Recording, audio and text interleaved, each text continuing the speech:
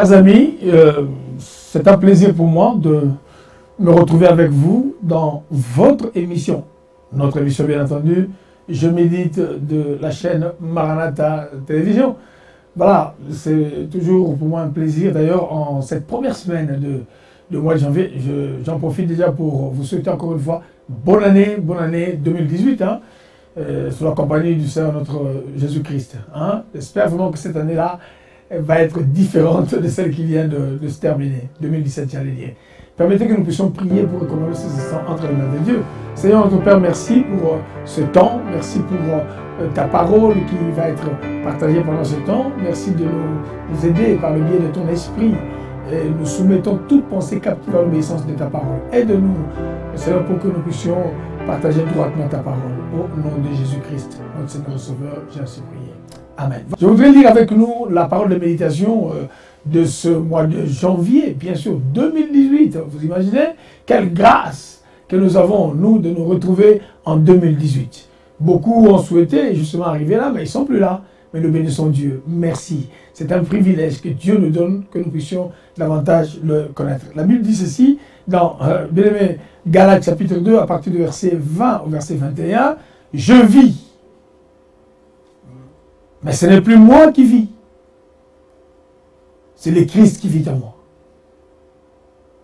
Maintenant, ma vie humaine, je la vis en croyant au Fils de Dieu, qui m'a aimé et qui a donné sa vie pour moi.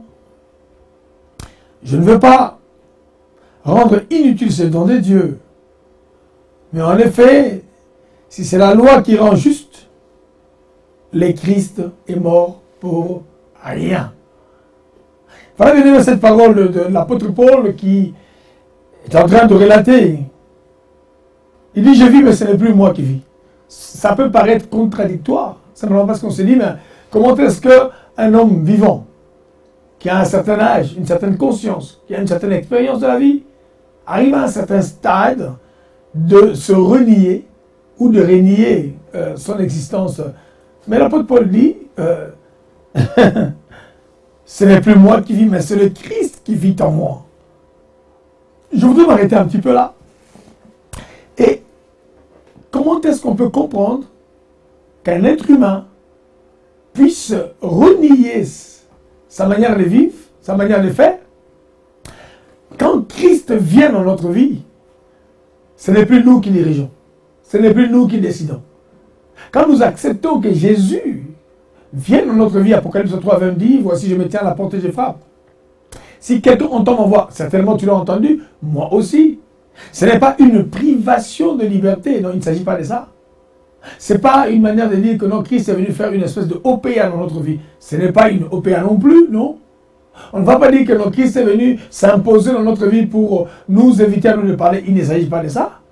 Mais nous imaginons simplement la beauté, l'excellence, la grandeur, la puissance de la vie de Jésus. Quand il arrive dans notre vie, on se rend compte, écoutez-moi très bien, j'aime cette partie, ça m'aide beaucoup, que nous avons dirigé mal notre vie, que nous avons mal pris nos décisions, qu'il y a des initiatives qu'on a faites, certainement qui nous ont ramenés à être ce que nous sommes. Dans la réalité, si notre vie depuis le départ a eu pour chef Christ véritablement, si, avec l'âge que nous avons jusqu'à ce que nous ayons connu le Seigneur Jésus-Christ, on lui aurait laissé vraiment toute la liberté de nous conduire, on serait très puissant, on aurait 5 fois, 6 fois, 7 fois plus de résultats. Tiens, je donne un exemple. Vous connaissez dans la parole de Dieu, d'ailleurs, l'histoire des noces de Cana.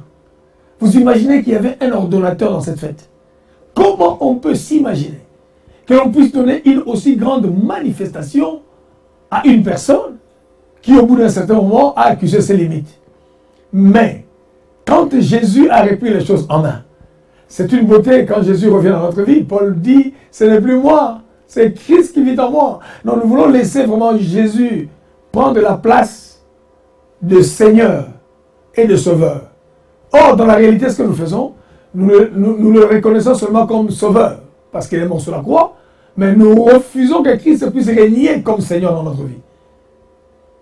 Est-ce que nous pouvons faire cet effort-là, de nous laisser toute la place? Quand il est venu dans Jean chapitre 2 dans le de Cana, oh, bonne nouvelle, le vin nouveau est arrivé. C'est possible que la nouvelle joie revienne vraiment en ces début d'année 2018, si tu laisses à Christ le soin de diriger ta vie, de prendre avec toi tes décisions, de t'orienter dans ce qu'il veut faire, tout ce que Christ fait est bon. Je voudrais prier avec nous pour que le vin nouveau vienne. Je veux cette prière, faire cette prière pour moi-même. Nous disons que Christ conduit nos églises, mais alors que c'est nous-mêmes qui conduisons. C'est pour dire que non, je vais prendre une décision. Associons le Seigneur, demandons. S'il dit non, c'est non. S'il dit oui, c'est oui. Mais par moments, nous faisons des choses, même si cela ne plaît pas à Dieu, nous voulons quand même nous engager sur cette autoroute-là. Je vais prier Dieu pendant ce temps pour qu'il vienne nous aider. Oh Dieu, je viens te prier. Parce que, Seigneur, tu as permis que nous puissions rentrer dans l'année 2018, une nouvelle année. Mais nous ne voulons pas, Seigneur, la démarrer comme les années passées. Nous ne voulons pas non plus, Seigneur, cheminer pendant 2018 avec les mêmes habitudes, les mêmes règles, qui nous donnent les mêmes échecs, les mêmes limitations. Non, Seigneur, je prie pour que la puissance du Saint-Esprit s'établisse dans notre vie, que ça puisse nous permettre à nous, que nous soyons soumis à l'Esprit de Christ. Seigneur, nous voulons nous soumettre totalement à toi, totalement, pour que tu reprennes le contrôle des choses dans notre vie, dans nos églises, dans nos maisons, dans nos familles, dans notre pays.